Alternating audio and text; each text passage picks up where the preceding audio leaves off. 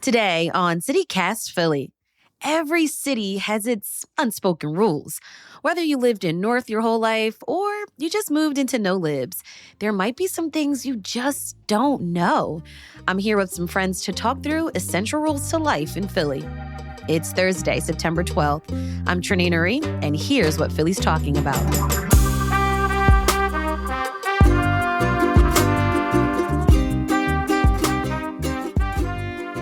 I'm here with Conrad Benner, founder of StreetsDepartment.com, curator at Mural Arts, and host of WHYY's Art Outside podcast. Hey, Conrad. Hey, I feel like I'm a regular panelist. Thanks for having me back again. And Nicole Phoenix, stand-up comedian and curator at Fringe Fest this year. Nicole, thanks for coming back to the show. Thanks for having me back, as always. Okay, so I grew up in Northeast and in Delaware County. So for me, one of the first things I learned was when my mom really wanted me to be independent and learn SEPTA from the buses, trolleys, and the L. I didn't start taking the Broad Street line, though, until college at Temple University. So as a young adult, that's when I really learned more about how to navigate up and down Broad Street and how the line connects to Chinatown. Conrad, you grew up in Fishtown. What was the earliest rule you learned? Whoa. Yeah, I have a few answers, but definitely the SEPTA one is for me. I mean, when I was a kid, it was always make sure you have tokens. And they used to sell them in school. You'd buy a bunch of them and then you'd get them at the corner store or something because you never knew if the gate attendant was going to be there or not. Yes, it was a struggle. I know people hop the gate, but I was just always too shy to do that. I'm just a rule follower. So and as an adult, in that same vein, as an adult, I mean, I love the SEPTA key card, right? It feels like you're in the future, but those machines never take my card. And I've actually tweeted this before and other people have had the same experience. So when I go to refill my SEPTA key card, it will just not register my credit card and say it failed and blah, blah, blah. So I always have cash in my wallet so that when I have to refill my SEPTA key card, I have 20 or 40 bucks in there and I can just throw it on there. Always have a few dollars in your pocket for that. I like that. Nicole, when you moved to Philly, what was the first essential rule you were taught? I want to point out, I started in Philly 20 years ago at Temple University. We're coming up on 20 years in Philadelphia. And so no one really taught me anything, right? They sat us all down as freshmen and they said, don't go past 17th Street and Diamond. Don't talk to strangers. And then everything else you kind of learned.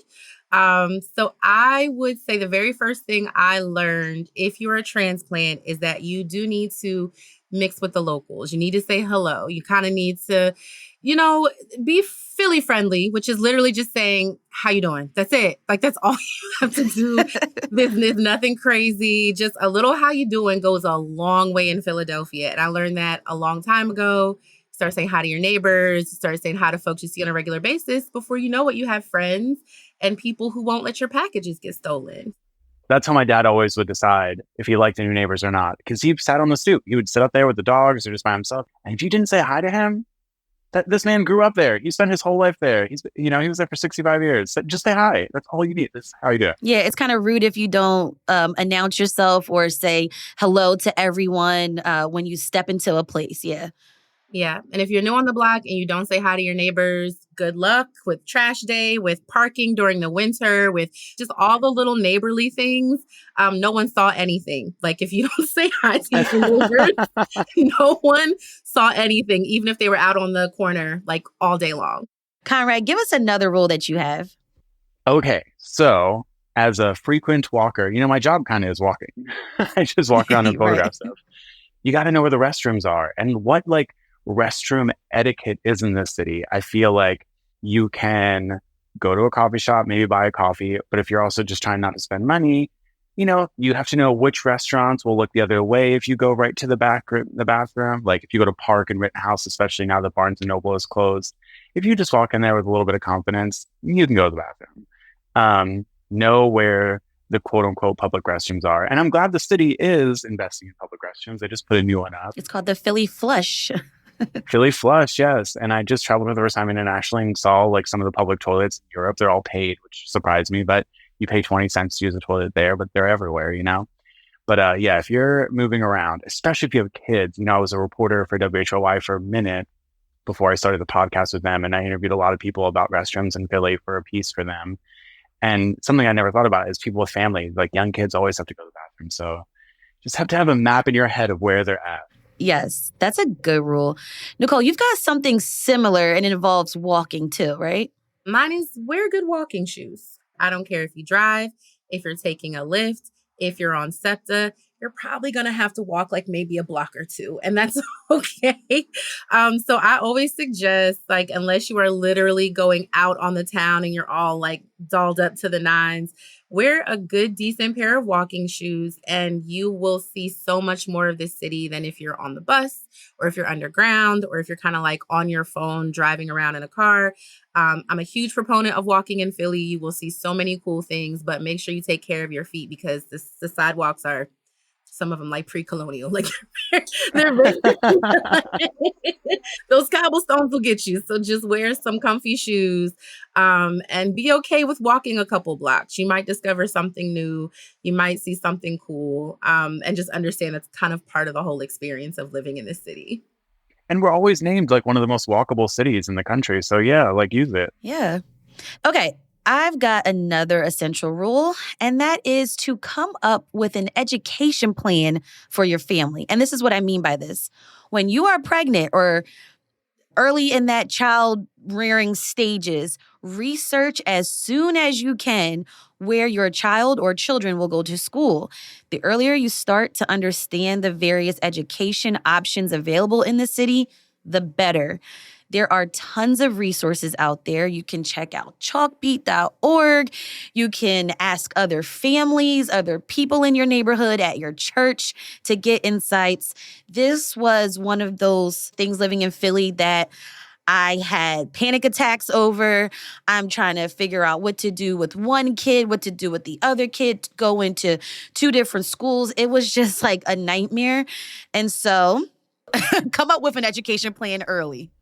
That's a good one. And are there a lot of resources too with like programming at rec centers and stuff too? Like there's so much to do. I mean, that's one of the benefits of living in a big city, right? It's like there's all this stuff to do. More of the essential rules to living in Philly after the break.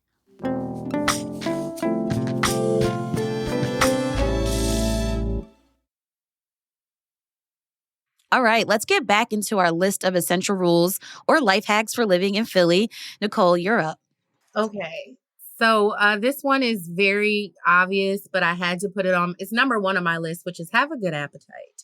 Be ready to eat food. Like it doesn't matter where you are going, what's on the slate for today. I don't care if you're on your way to the grocery store. You're probably going to go past a restaurant. I'm a sucker for whenever I see smokestacks in the air, I'm like, there's a barbecue truck around here somewhere. Like this, it's just such a good place to eat good food at no matter what price range, $5, $50, $500. You will have a good meal, and a varying experience, but like just come, leave the house with a good appetite, be ready to try something new. Where would you go if you could go somewhere right now? Right now, I'm headed to South Philly, and I'm just going to make my rounds up and down past Young. I used to live at 4th and like Mifflin, and it was just like I would leave my house and literally be like, I'm getting a pastry, then I'm going to have some dumplings, then I'm going to have some Vietnamese food, then I'm going to just like roll around South Philly. It's one of my favorite places because there's such a great cross section of different kinds of foods. There's fusion. There's just like everything is so fresh. Even if you just want to like buy veggies, like go down to the Italian market and you will have some mind-blowing produce. So good. Can I yes and that answer, even though it's not my turn, and say like also the dive bars in Philly? Like, Ooh. yeah, if you don't want to spend a lot of money, Philly has some iconic dive bars. Yes. The Pope or Bob and Barbara's is right there on South Street, or Tattooed Moms gets written about all the time. Like so many places. What about the Saint Yeah. on Girard Yeah. and Kung Fu Necktie? Oh my God. Do we all party in the same places? Yes. I gotta say too, shout out to Barcelona Wine Bar on Passyunk. They gave me my first espresso martini, and I was like, whoa. That's a good date spot, don't you think? It is. Run up the tapas. I'll get all the tapas, get everything. It was good. All right, Conrad, what's next? What's another essential rule we need to know for living in Philly? I should have included this when we were talking about transportation, but as someone who has been hit by cars, not once, but twice, Oh my uh, gosh. I think don't bike on Spring Garden Street. Both crashes I was a part of, the victim of, happened on Spring Garden Street. One at 6th and Spring Garden and one at 11th Spring Garden. I was in the bike lane both times. The cars ran red lights, blah, blah, blah. And both times the surgeon who worked on me said, I tell bicyclists not to bike on Spring Garden all the time. So I think there's a master plan to redo Spring Garden to make it safer for everyone because it's really it's a really dangerous street. It's wide. Cars kind of use it like a highway. Once you get to like 11th, there's like that angled street, was that ridge? And people are coming off Ben Franklin Bridge right there at like 5th Street or like jumping on it or something. It's wild. So like I hope they redesign it and make it safer for pedestrians, bikers and everyone. But in the meantime, I say avoid it. What's a good street to ride on in Philly, you think, as a cyclist? And the motorists, the car owners of the city will hate me for saying this, but I really think it's like the smaller streets where like there aren't even bike lanes. It's just like the smaller the street, the safer it is for the bicyclist because the cars kind of have to pay attention to you. That's why I have a little bit, even as someone who has been hospitalized twice by cars, have a little compassion for the motorists. Some of our streets are designed so poorly that it's hard to, there's just so much going on, especially you think of like Spring Garden. When you get up to like Ridge and 12th, there's so much going on that it's easy to miss a human being. So yeah, the smaller streets, the smaller the better. And what Philly has, most of our streets are small. So, you're good. And I should decide too, I have to add this. We should have, an administration that pushes forward with the zero vision. Vision Zero, yeah. Vision Zero, yeah. This idea that like cities can be safer and should work every day, every year, every budget season to be safer. And that would include things like making protected bike lanes, which a lot of cities do, and we should here. The future includes a lot of bicyclists who are going to use their bikes to get to and from work, to and from wherever, and we should protect those riders. And it's an important part of our infrastructure. So hopefully there can be more investments there. For sure. Use Kelly Drive is kind of like a little thoroughfare. It's beautiful. You're right on the river. If you're trying to get from like North Philly to West or West to East or South, it's a great way. You can get all the way down the South Street Bridge, and you have a gorgeous ride, and there's nothing but cyclists and runners. And then you do have to get back on the road. But I would say it's a scenic way. It's a great way to just like rip through the city and see a lot of cool stuff and be safe at the same time. So that's just a pro tip. So speaking of that, I wanted to kind of give some rules for driving etiquette for those motorists out there. I would say, obviously be safe and alert and let people merge. Like, it just irritates me. Like, let me in. Let me freaking in. Like, you're like one car in front of you is not going to make or break you. And if you really are that pissed off while you're on 76, you should have left early. But anyway. No, Trinae, that's specifically for that zipper. I know exactly what you're talking about, that exit off of 30th Street where no one, it's just like, guys, we have to work together. We can do this as a city. Yes. What would help that a little bit too? If our regional rail trains ran more frequently, I think more people would take it. Some of them run like once an hour. Yeah, I agree. 676 is the best. We should invest more in the trains to go out there. I was going to add too, like, as you let people merge, don't tailgate anyone either. I hate when people ride my butt on any street or highway. And also with driving etiquette, now this is a positive thing. Plan your parking. Yes. Map out or think about available parking before you get to a function or that restaurant you want to go to, or you'll be circling the block a few times. Read the parking rules thoroughly and also download the Meter Up app so that you can save some money and you don't get a ticket. Mm-hmm. All right. Another rule that I want to add to our list is called Talk the Talk. Learn how to pronounce neighborhoods, streets, and know the slang of Philadelphians. So we're going to take a little turn in this episode, and we're going to write down some words, and I want y'all to say them how you think they should be said. Why am I nervous? I've lived here for 40 years, my whole life, 39 years. Why am I nervous right now? Wait, what? You're almost 40? Wow, you don't look it. Okay, what is your skincare routine? Being gay and moisturizing since 12. Period. Okay, the word is Mantua. Nicole, how do you say that word? I say that Mantua. Conrad? Yeah, Mantua. That's right. Ding, ding, ding. There's no like official thing, but yeah, Mantua. That's how you say this West Philadelphia neighborhood that's in, I guess, West Powelton area near the zoo.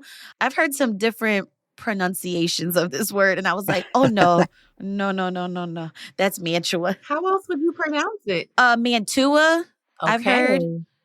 Like Hawktua? Wow, okay. Oh, no, you didn't. No, you didn't. No, you didn't. Clip that for social. That's the one. Okay, the next word. Capital SCHUYLKILL. Conrad, you go first. Schuylkill. Nicole? I was going to try to put on my super thick Philly accent. That's Schuylkill. Schuylkill. Yep. Yes. Schuylkill. But then whenever I have to spell it, I have to say it like Schuylkill. Like I have to remember all the Schuylkill. I always ask Google, please, you like help me. You know what I'm trying to spell. I couldn't. If someone said, Trey, spell Schuylkill right now, I would. Always have to Google it. Okay, next word. This involves food. Okay, the word is BAGEL. Wait, do we say this weird? Yeah. What? We do. Absolutely do. Bagel? Nicole? This is not how I pronounce it, but in Philly it's pronounced a bagel. Yeah. Bagel. It's like you're bagging. Long bag. Bagel. Bagel. Wait, how is it normally pronounced? I guess she was bagel. But I might be saying it with bagel. Bagel. Yeah. You're saying it like a Philadelphian, Trinae. You can't even hear it. Bagel. Let's go get some bagels from Wawa. Okay. The last word is HOAGIE.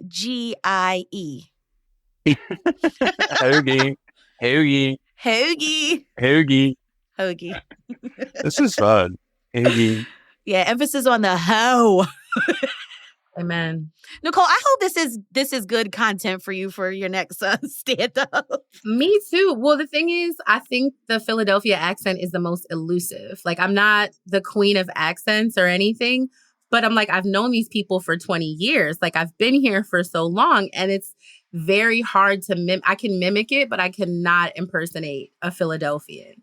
Like, I can repeat exactly what you said as you say it, but I cannot.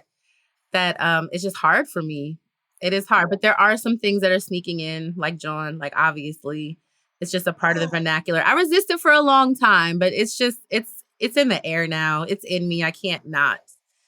Sometimes it slips out.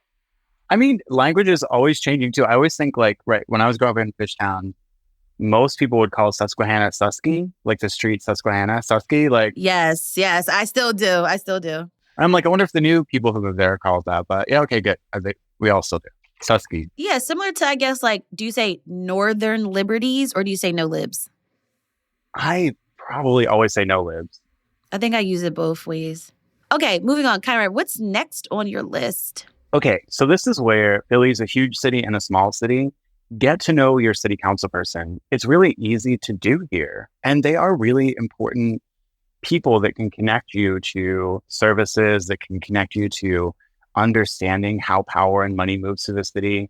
And for the most part, like all of our city council people are approachable in their ways. And, you know, there's two kinds of city council people. There's your district city council person and at large. It's good to know who they are, to meet them at events, to get them, email them, call them up. Not a ton of people reach out to them, you know, in the scheme of things. So it's easy to get their ear. So get to know the people who are governing, and it can unlock a lot of avenues for you and what you want to see in the world. That's a good tip. Nicole, what's next on your list? Yeah. So Conrad touched on this a little bit, but on my list, number 4 was always carry a little cash. For a multitude of reasons, we talked about SEPTA, we talked about maybe your key card not working. There's also a lot of really cool small businesses, people out here hustling.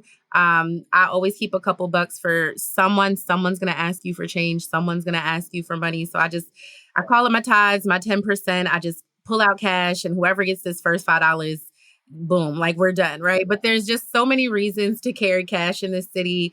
Also, if you're a haggler like me, cash is king. So if you're at one of these awesome events with vendors, artists, or whatever, you can say, all I got is $40 cash. And then some things will move. Maybe it was 60, but for you today, for a low price of 40, it's yours. So you can still do that in Philly, which I love. There's a haggler deep inside of me, and having cash just gives you that upper hand to negotiate.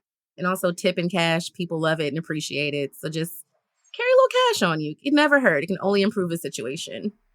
I'll add too, I worked with this homeless outreach group a few years ago and learned a secret. Some people might feel uncomfortable pulling their wallet out. So if you're going to go to Center City or a place where there might be unhoused people, put $1 or $2 in your front pocket or a pocket where your wallet is. And then it's right there. It's ready for when, someone walks by and asks for $1. Nicole, I love your rule about being patient. Tell me more about this.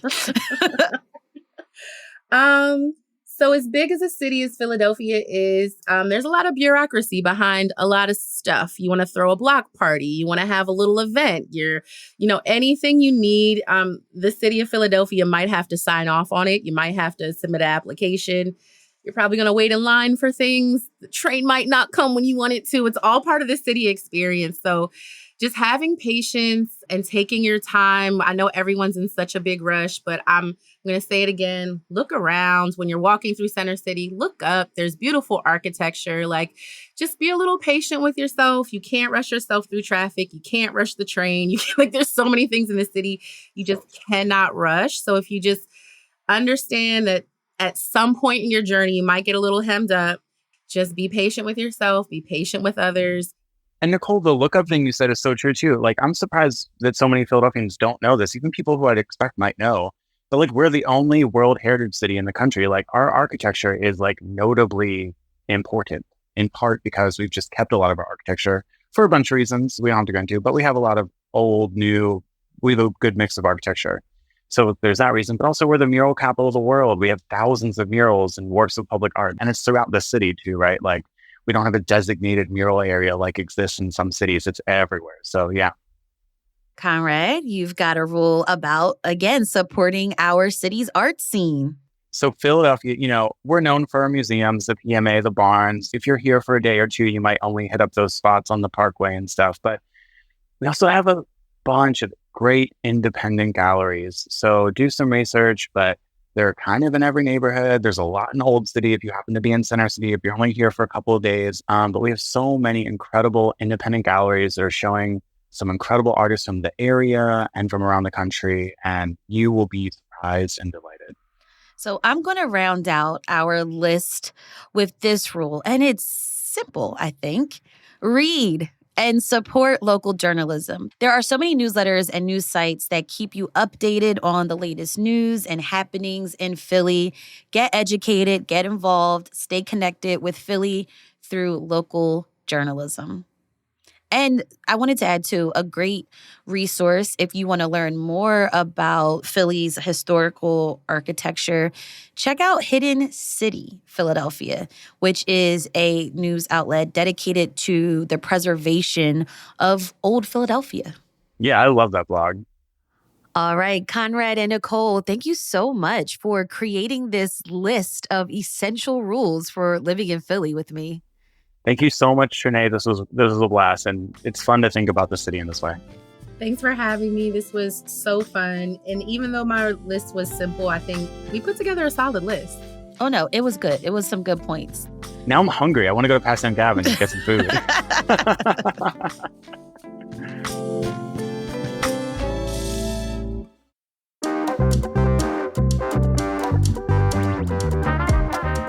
That's all for today here on CityCast Philly.